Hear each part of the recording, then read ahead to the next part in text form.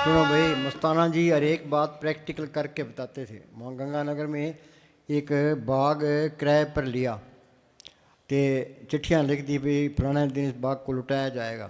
फिर बाग को लुटा दिया। फिर शाम को मजलिस में कहा जिस तरह बाग लुटाया गया है तुम भी लुटे जाओगे, जिस सिमरण करोगे तो नहीं लुटे जाओगे। हाँ, ये क्या कहता है? जैसे ये बाग लुटाया गया है इसी तरह मौत एक दिन तुम्हारे को भी लूट कर ले जाएगी। मौत नाम जपने वाले को नहीं लूट सकती। हाँ नाम नहीं जपोगे तो लूटे जाओगे। हाँ, याद रखो ये। हाँ जी।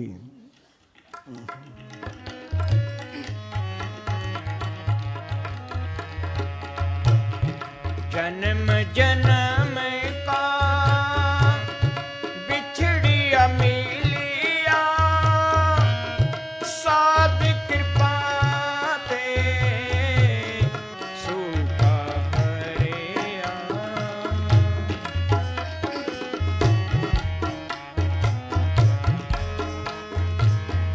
जन्म जन्म का बिछड़िया मिलिया,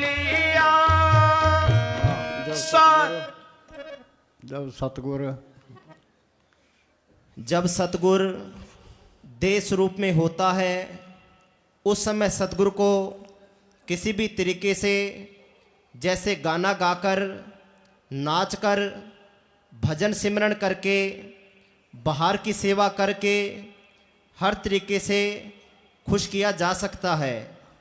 इस तरह खुश करना कोई मुश्किल काम नहीं होता, बड़ा आसान होता है। परंतु जब सतगुर नूरी स्वरूप में होता है उस समय सतगुरु को खुश करना बहुत मुश्किल होता है। बाद में बहुत मुश्किल हो जाएगा, फिर कहने वाला ही कोई नहीं मिलता। सत्संग कर दी तुम, सुन के तुम चले गए। हम तो आप बिठाते हैं प्रैक्टिकल भी, आप बैठे हैं तुम भी बैठो। हम तो 10 घंटे बैठने को तैयार है। हम वहाँ गए ऑस्ट्रेलिया गए, उनको बिठाया भाई 10 बजे तक बैठो, 12 बजे तक मजलिस होती थी, फिर इनको बिठा देते थे। सुबह 10 बजे उठेंगे भाई, हर एक जगह 10 बजे तक। हाँ जी। ये जिंदा मरने का ये सिर का प्यार छूट गया, बोले मिठाई रखो, चाहे कितने देर बिठाए रखो, बस एन ये चिंता रखो भी सिर का प्यार छूटे। घर में खूब काम करो, घर में बरकत आएगी, चिंता कटेगी, सिर का प्यार हटेगा, मन विषय विकारों की तरफ नहीं जाएगा। हाँ जी, जे बैठोगे तो सूरत सिमटती जाएगी। हाँ जी। ये जिंदा मरने का सवाल है। मरना ये जीव चाहता नहीं। रोजाना भजन सिमरन करे, 9 द्वारे खाली करे, फिर सतगुरु इसको इंसाफ के तराजू पर तोलता है। उस समय सतगुरु को खुश करने के लिए इस जीव को अंदर बहुत मेहनत करनी पड़ती है। रोजाना जिंदा सूली पर चढ़ना पड़ता है। हाँ बोलो।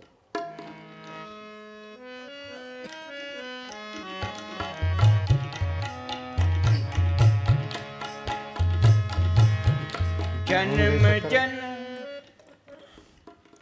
सुनो भाई, वाणी में लिखा है निकट वस्तु को दूर बतावे पापी पाप कबाई। निकट क्या, इसके अंदर ही है। अंदर तो इनकार कर दिया, बाहर मंदिरों में, मस्जिदों में, गुरुद्वारों में मूर्तियां बना ली थे, वहाँ पत्थर टेकने लगी। आत्मा है चेतन, मूर्तियां है जड़। चेतन को जड़ की तरफ नरकों का अधिकारी हो जाता है। मूर्ति को टेढ़ा करते सीधी नहीं हो सकती। मक्खी बैठी है, मक्खी उड़ा नहीं सकती। तो लोगों को कहते हैं जी हमारी भावनाओं को ठेस लगती है जी। फिर कोई देवता नाराज़ होगा तो फिर क्या करेंगे? मूर्तियों ने क्या नाराज़ होना है? पर फिर डरते हैं लोग, भाई मूर्ति कोई नाराज़ होगी तो फिर क्या करेंगे। हाँ जी। मस्ताना जी गए सखर। उधर एक ठाकुर बनाने वाले पंडे ने पत्थरों के ठाकुरों की मूर्तियां बना बनाकर लाइनें लगा रखी थी। एक मूर्ति को उल्टा कर रखा था जिसके ऊपर रेती रगड़ रहा था ताकि मूर्ति ठीक बने।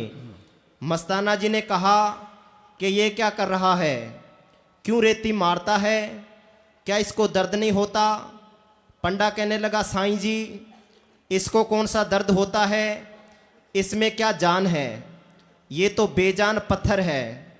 फिर मस्ताना जी ने कहा कि तू कौन से नरकों में जाएगा कि आत्मा चेतन से जड़ को पुजवाता है। हाँ बोलो भी, कोई मानता है कोई? हमारी भावनाओं को ठेस लगती है। पूर्ण ताकतों के फैसले हैं, ये गुरुजन साहब की वाणी में लिखा है। इन आँखों के होते हुए भी जीव अंधा है, क्योंकि नज़दीक से नज़दीक अपने होते हुए भी वह सतगुरु को नहीं देख सकता। उल्टा मंदिरों में, मस्जिदों, तीर्थों, जंगलों, सुनसानों, बियाबानों आदि में उसकी मौजूदगी समझकर और उसके अपने अंदर होने से इनकार करके वह पाप कमाता है। बोलो भाई, अंदर इनकार होके पाप कमाता है। वाणी पढ़ के बता दे इनको।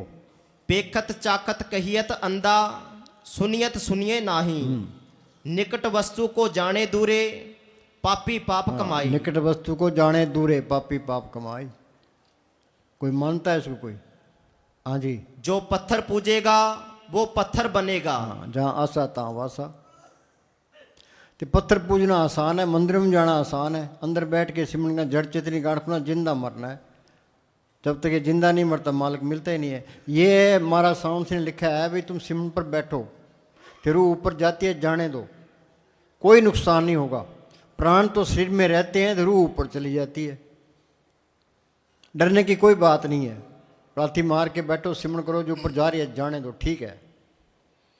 हाँ जी। जो पत्थर पूजेगा वो पत्थर बनेगा, जो पानी पूजेगा वो मच्छ बनेगा।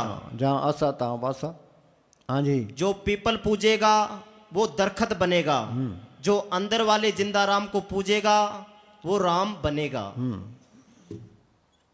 सुरत शब्द में राखिए तब पहुँचे दरबार, कह कविता देखिए बैठा पुरसुमार। संत ये नहीं कहते भाई मरने के बाद मुक्ति होगी। साधो भाई जीवित ही करो वासा, जीवित समझे जीवित बूझे, जीवित मुक्त निवासा।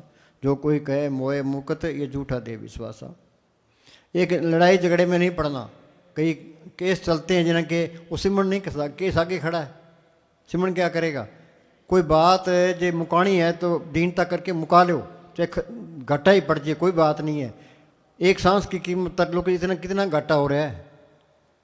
जो पढ़े लिखे है मिलना ही मिलना, झगड़े में नहीं पड़ना। झगड़े वाला सिमरन नहीं करता। हाँ जी।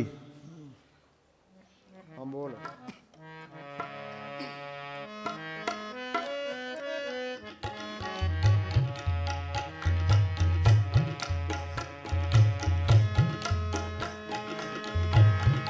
जन्म जन्म का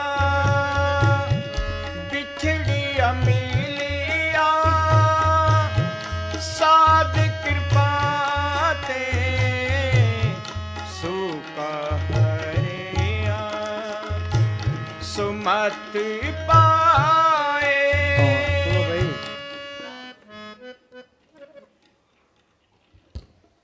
नोट तहसील में एक ईमानदारी बहुत ज़रूरी है। ये हमारा साउंड सिंह क्या करते भी, जो कर्मचारी ईमानदार है उसके हम चरण धो के पीने को तैयार है। ईमानदार अफसर कोई मिलता ही नहीं है, वो तो मालिक का रूप ही है। हाँ, ये क्या कहता है? नौर तहसील में श्री केजी राज एसडीएम लगा हुआ था। वह बहुत सख्त और सच्चा आदमी था। सच्चा आदमी हमेशा कानून का पाबंद होता है और अपने हलके की खूब संभाल करता है। उसके पास लोगों ने रिपोर्ट कर दी कि पूज्य मस्ताना जी के पास ना कोई जायदाद है और ना कोई फैक्ट्री या कारखाना है, ना उनका कोई व्यापार है। उनके पास नोट कहाँ से आते हैं? वो तहसीलदार और पुलिस को साथ लेकर फिफाना आए कि पड़ताल करें। सत्संग बंद होने के बाद पूज्य मस्ताना जी अंदर गए थे और ये गुनाहगार भी अंदर जाकर सामान संभालने ही लगा था कि इतने में एसडीएम साहब और उनका स्टाफ और गांव के काफ़ी लोग पहुंच गए। आते पूज्य मस्ताना जी से मिलना चाहा। पहरेदार अंदर गया और पूज्य मस्ताना जी से बेनती की कि एसडीएम साहब मिलना चाहते हैं। पूज्य मस्ताना जी ने इस गुनाहगार को बाहर भेज दिया ताकि उनको इज्जत से बैठाकर चाय पानी पिलाए इस गुनाहगार ने उनके लिए कुर्सियों का बंदोबस्त करके बैठाया और चाय के लिए बेनती की। उन्होंने कहा कि वह अभी पीकर ही आए हैं। फिर कुछ मिठाई दी। इतने में पूज्य मस्ताना जी चाय वगैरह पीकर बाहर आ गए। एसडीएम साहब और तहसीलदार साहब खड़े होकर हाथ बांधकर नमस्कार करने लगे। पूज्य मस्ताना जी ने हाथ बांधकर कहा, साईं साईं। फिर उनको कुर्सियों पर बैठने के लिए कहा और खुद अपने मुड्डे पर बैठ गए और पूछा कि कैसे दर्शन दिए। तो एसडीएम साहब ने कहा कि हम ये जानना चाहते हैं कि जो आप इतना रुपया, सोना चांदी, कपड़े वगैरह बांट रहे हैं, ये कहाँ से आते हैं। पूज्य मस्ताना जी ने कहा कि आप नोटों का पूछते हैं या नोटों के देने वाले का। एसडीएम साहब कुछ हैरान सा हुआ और चुप कर गया। पूज्य मस्ताना जी ने फिर कहा कि बोल भाई, तुम्हारा शक निकाल दें। नोट देने वाला कौन है? हर आदमी किसी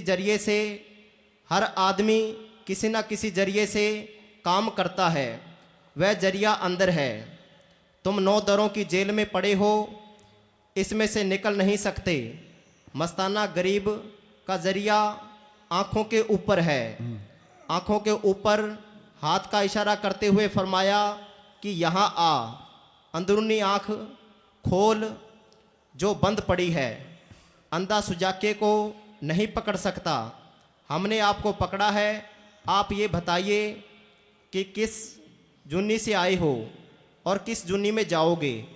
अगर आप आंखों के ऊपर आए, तीसरी आंख खोलें तो आपको नोट देने वाले का पता लग सकता है। तीसरी आंख खोली, सतुर अंदर आ गया, सारा कुछ ही आ गया।